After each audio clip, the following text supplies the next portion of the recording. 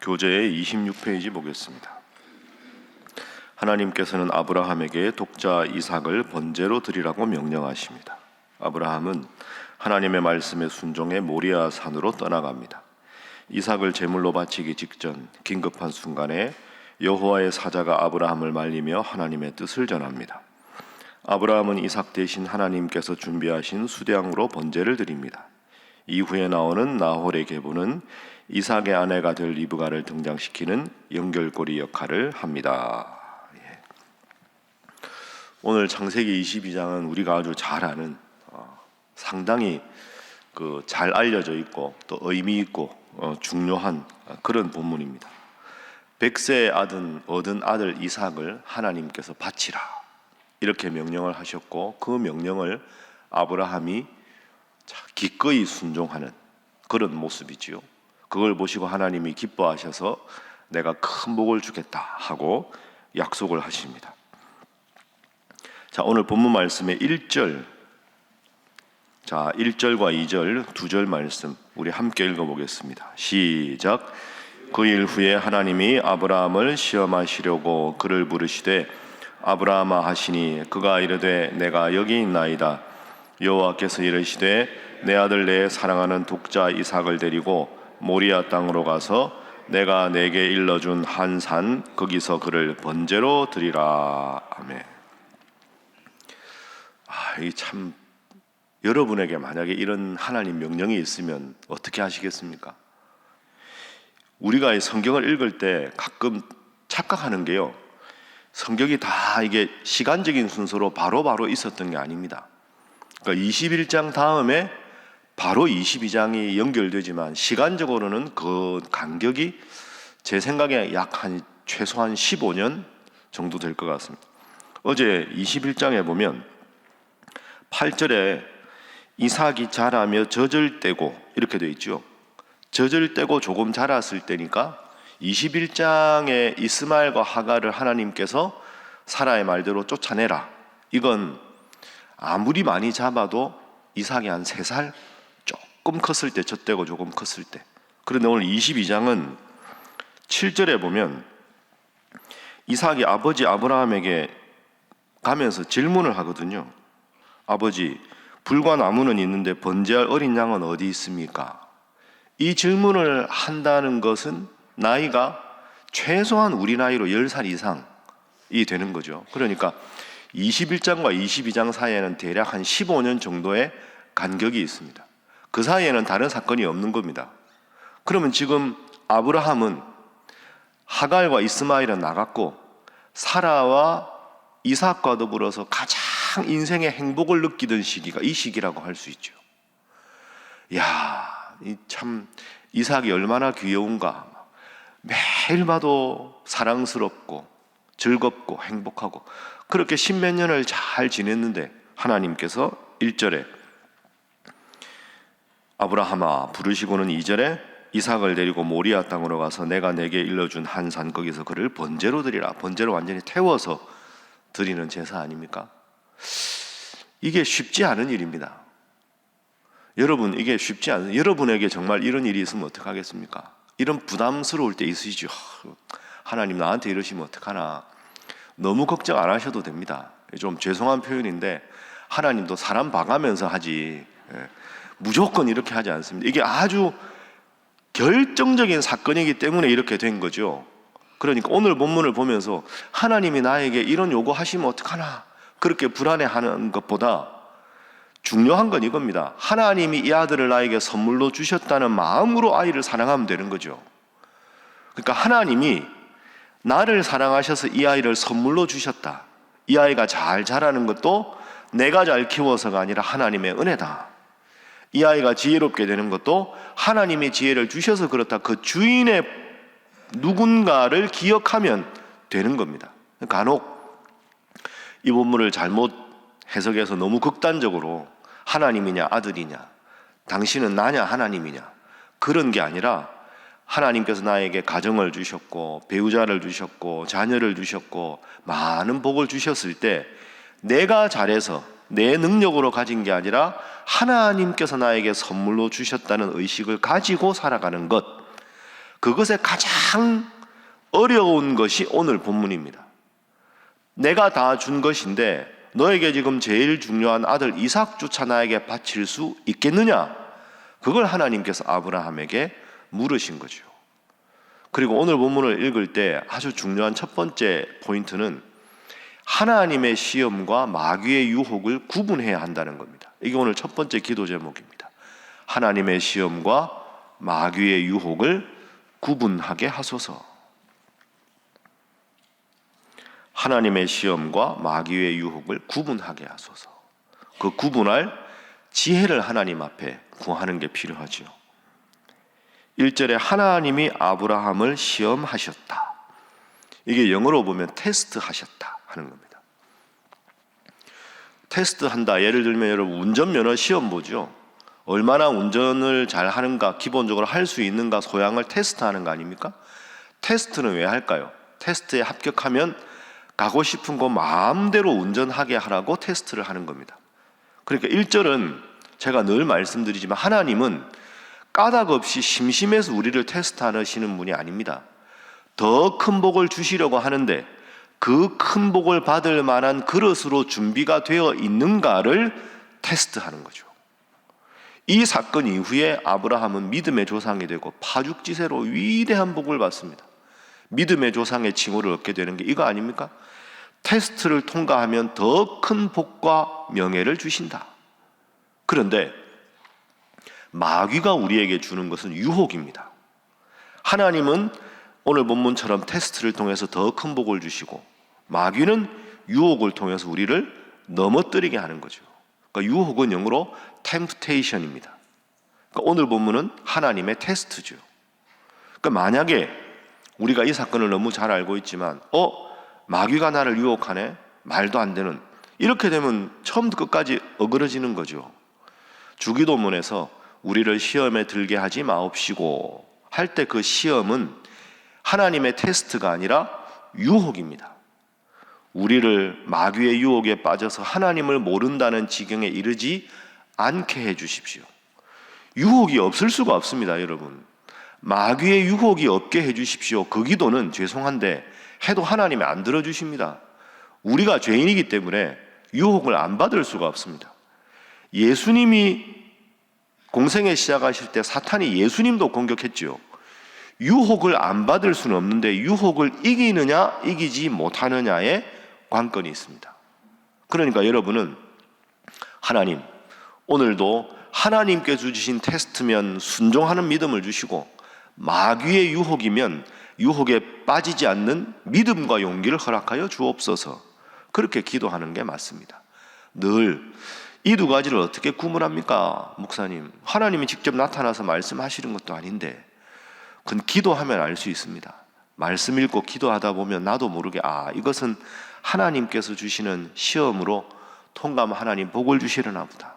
이것은 마귀의 유혹이다. 기도하면 하나님께서 여러분 마음에 분명한 확신을 주실 것입니다.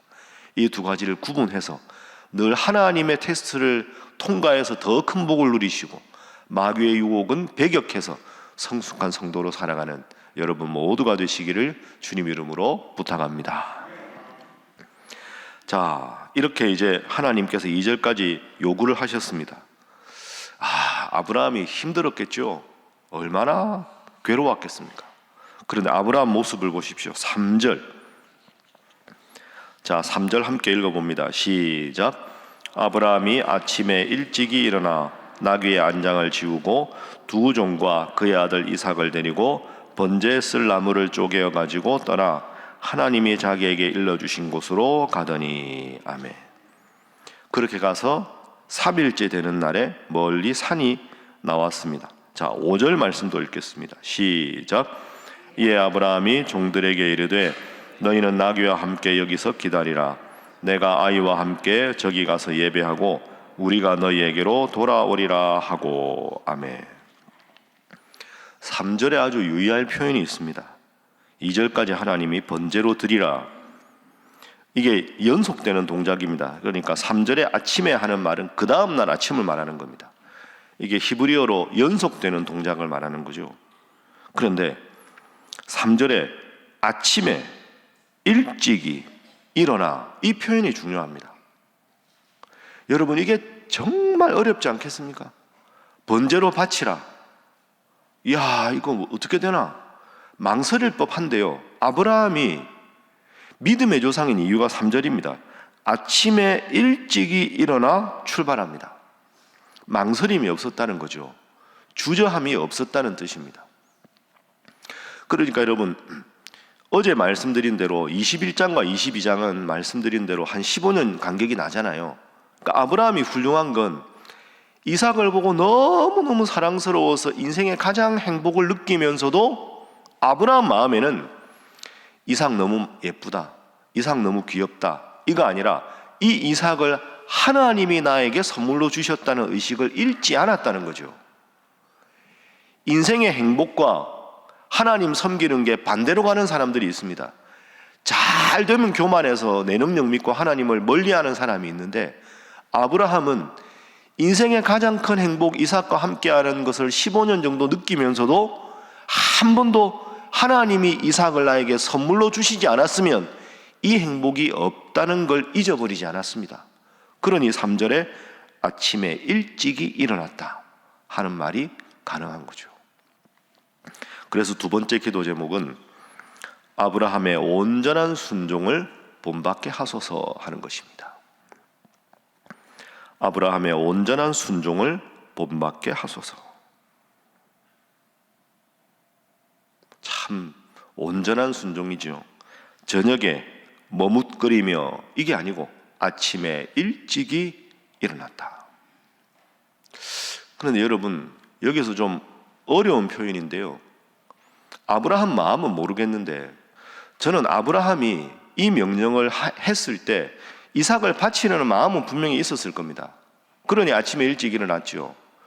그러나 한편으로 하나님은 나를 사랑하시는 분이고 내가 가장 사랑하는 아들을 번제로 바치면서 사람의 인신공양을 기뻐하는 분이 하나님이 아닙니다. 여러분, 제가 좀 발칙한 이야기 할까요? 만약에 여기서 번제로 이삭을 바치기를 기뻐하는 하나님이면 그건 성경의 하나님하고 배치가 됩니다. 성경의 하나님은 죽을 수밖에 없는 우리를 위해서 예수님까지 보내신 사랑의 하나님인데, 하나님이 이삭 바치고 번제로 타는 걸 좋아하는 하나님이겠습니까? 그건 이방신이지 하나님이 아닙니다.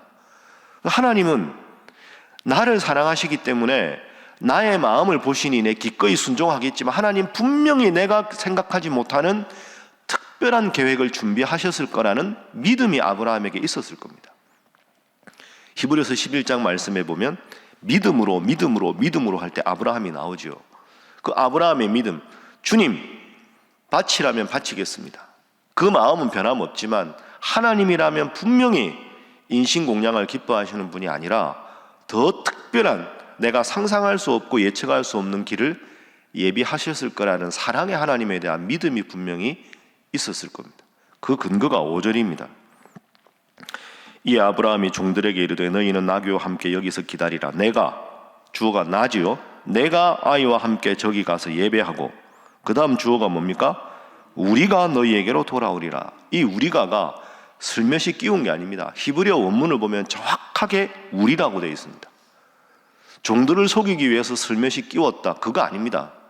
분명히 아브라함은 바치고자 하는 순도 100%의 믿음도 있었지만 또 한편 사랑의 하나님이 예측할 수 없는 특별한 계획을 하셨을 거라는 믿음이 있었던 거죠. 내가 아이와 함께 간다. 우리가 함께 돌아올 것이다. 내가 믿는 하나님은 그런 하나님이다. 우리가 라고 이야기합니다. 참 아브라함이 믿음이 얼마나 위대한가. 과연 믿음의 조상이라고 할 수 있습니다. 자, 결과가 어떻게 됩니까? 보십시오. 자, 10절 보시죠. 9절에 아들 이삭을 결박하여 제단 나무 위에 놓았다. 이삭도 대단하지 않습니까, 여러분? 이삭이 아브라함 믿음을 많이 본받은 겁니다.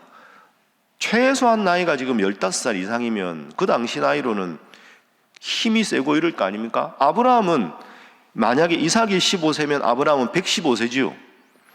이삭이 20세라면 120세입니다. 좀 표현이 그런데 힘으로 싸우면 누가 이길까요? 이삭이 분명히 힘이 더 셀 겁니다. 우리는 중학교 뭐 이러면 그렇지만 그 당시는 어릴 때부터 양을 쳤으니까요. 아버지가 결박했는데 가만히 있는 게 대단한 사람입니다. 이삭이. 뭐 합니까 아버지 지금? 그러고 막 풀고 도망가면 아브라함이 못 잡으러 갑니다. 9절, 이삭이 꼼짝 안 하고 있죠. 이 이삭은 신약의 예수님을 뜻합니다. 하나님의 명령에 온전히 순종하고 십자가를 받는 예수님의 표상이 이삭이죠. 10절, 손을 내밀어 칼을 잡고 그 아들을 잡으려 하였다. 자, 11절 함께 읽습니다. 시작. 여호와의 사자가 하늘에서부터 그를 불러 이르시되 아브라함아 아브라함아 하시는지라. 아브라함이 이르되 내가 여기 있나이다 하매. 12절도 읽습니다. 시작. 사자가 이르시되 그 아이에게 내 손을 대지 말라. 그에게 아무 일도 하지 말라. 내가 내 아들 내 독자까지도 내게 아끼지 아니하였으니 내가 이제야 내가 하나님을 경외하는 줄을 아노라. 아멘. 자, 손을 내밀어서 칼을 잡아서 아브라함이 이삭을 탁 번제로 바칠 제물로 바치려고 하는데 12절에 11절에 여호와의 사자는 하나님을 뜻합니다. 아브라함아 아브라함아 부르십니다. 여러분 그 두 번 불렀습니다. 두 번 불렀다는 건 너무 마음이 급했다는 거죠. 그러니까 지금 아브라함이 정말로 이렇게 하니까 아브라함 아브라함 이렇게 너무 하나님이 급하신 겁니다. 여러분 너무 사람이 급하면 아이 이름 두 번 막 부르잖아요. 아브라함 아브라함 하지마. 그렇게 해서 아브라함이 딱 하니까 야 진짜 너 나를 사랑하는 줄 알았다. 내가 너에게 큰 복을 주겠다. 그 복이 15절 16절 17절 18절 19절 계속 복이 나옵니다. 하나님께서 복을 약속하셨습니다. 그래서 세 번째 기도 제목입니다. 오늘 세 번째 교훈은 하나님은 신용만 해도 복을 주시는 분이다 하는 겁니다. 하나님은 신용만 해도 뭐 하는 신용을 하다 이런 뜻이죠. 이 좀 표현이 정확하진 않은데요. 여러분 아브라함이 이삭을 죽이지 않았습니다. 죽이려는 마음만 보시고도 복을 주셨습니다. 이게 사랑의 하나님이죠. 죽여서 증명하지 않아도 그 마음을 보고는 됐다. 아브라함 아브라함 그만해라. 내가 너의 마음을 보았다. 내가 너에게 큰 복을 주겠다. 계속 복에 관한 이야기가 나옵니다. 실제로 이삭을 죽이지 않았지만 하나님 명령하면 내 제일 소중한 것까지 드리겠다는 마음만 보시고도 하나님은 복을 약속하셨습니다. 한번 따라해 보시죠. 마음만 보아도 하나님은 복을 주신다. 다시 합니다. 신용만 해도 하나님께서는 복을 주신다. 여러분 믿습니까? 마음만 보고도 직접 바치지 않아도 하나님은 복을 주셨습니다. 여러분 이 새벽에 하나님 앞에 기도하러 오셨습니다. 오늘 새벽에 하나님 앞에 나오신 것만으로도 하나님 여러분을 흐뭇하게 보시고 복의 복을 더하여 주실 줄로 믿습니다. 새벽기도 나오는 것 늘 말씀드리지만 쉽지 않습니다. 요즘같이 더울 때 여러분 다 바쁘고 힘든데 이렇게 새벽마다 왔다가 때로는 피곤해서 한숨 섞인 마음으로 무겁게 가도 때로는 기쁜 마음으로 가도 정말로 이삭을 죽이지 않았지만 그 마음만 보고도 하나님은 위대한 복을 약속해 주셨습니다. 새벽마다 하나님 앞에 나오시고 또 이렇게 하나님 앞에 찬양하고 또 여러분들 다 바쁘지만 첫 시간 하나님 앞에 드리려는 이 귀한 마음만 보시고도 하나님은 내가 너의 마음을 안다. 여러분의 기도 제목을 여러분이 하나님께서 원하시는 때 하나님 원하시는 방법으로 다 응답해 주시는 줄로 믿습니다. 꼭 그 하나님 믿고 열심히 주님 앞에 나와 기도하며 말씀으로 승리하는 복된 나날들 되시기를 주님 이름으로 축복합니다. 기도하겠습니다.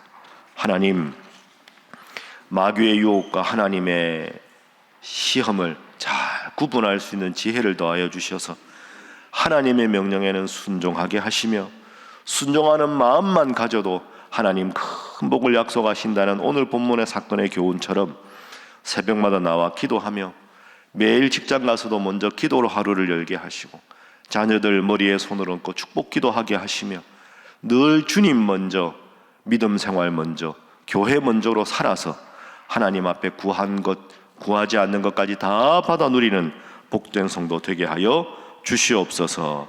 그런 우리 성도들 되게 하시고 그런 우리 신일교회 되게 하여 주시옵소서. 기도하시고 내일 새벽 이른 시간에 제가 해외 목회자 수련회를 갑니다. 30일까지 모든 일정 가운데 하나님 건강으로 지켜주시고 영적으로 회복되고 많은 것 배워서 하나님께 영광이요 교회가 더욱더 바로 서게 되고 성숙한 신일교회 되는 일에 잘할 수 있도록 부족한 종을 위해서도 기도해 주시기 바랍니다. 함께 기도합니다.